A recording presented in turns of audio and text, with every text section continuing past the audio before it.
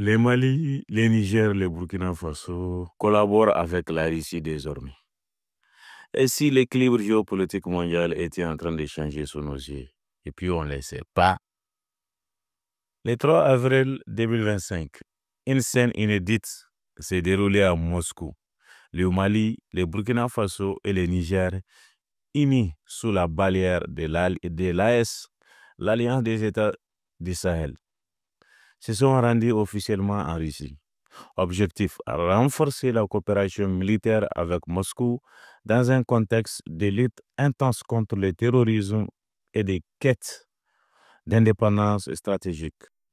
Cette rencontre de haut niveau a réuni les ministres des Affaires étrangères des 3 pays sahéliens, avec leur homologue russe Sergei Lavrov.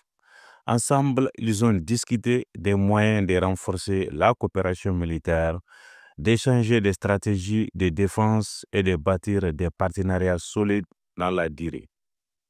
Il ne s'agit pas simplement d'une visite de courtoisie.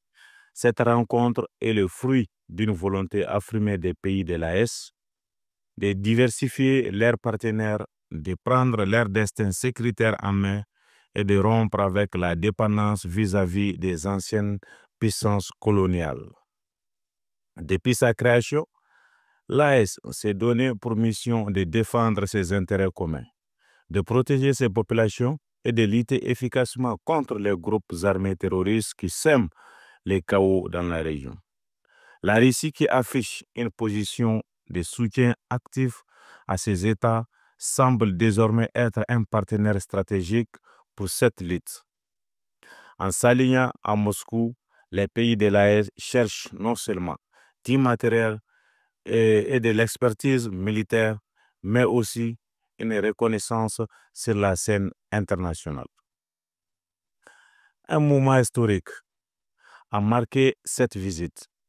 Le drapeau de l'AES a été présenté pour la toute première fois hors du continent africain. Un geste symbolique fort, salué par Sergei Lavrov lui-même, qui a pris le temps d'en décrypter la signification et d'adresser des mots de soutien au peuple d'Israël. Ce drapeau, c'est bien plus qu'un tissu. C'est le symbole d'une union nouvelle d'espoir pour les millions de citoyens sahéliens qui rêvent d'un avenir de paix, de stabilité et de développement. Cette nouvelle alliance pourrait redistribuer les cartes. Le message est clair. L'Afrique n'est plus obligée de subir. Elle choisit ses partenaires et l'AES montre la voie. Derrière cette coopération militaire se cache une dynamique plus large, le désir d'autonomie, de souveraineté et de rupture avec le schéma néocoloniaux. Ces partenariats avec la Russie pourraient également ouvrir la porte à d'autres formes de collaboration en matière de formation des technologies, d'infrastructures, voire d'énergie.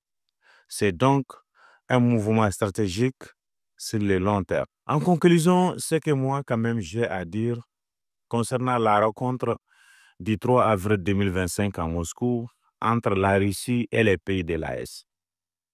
Ce n'est pas seulement un fait, anodin, mais elle marque aussi une nouvelle étape dans la construction d'une Afrique forte, indépendante, unie autour de ses priorités.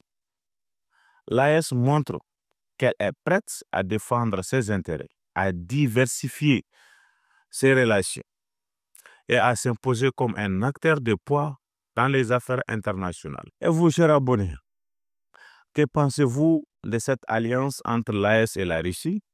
Est-ce que c'est une bonne chose pour l'avenir du Sahel?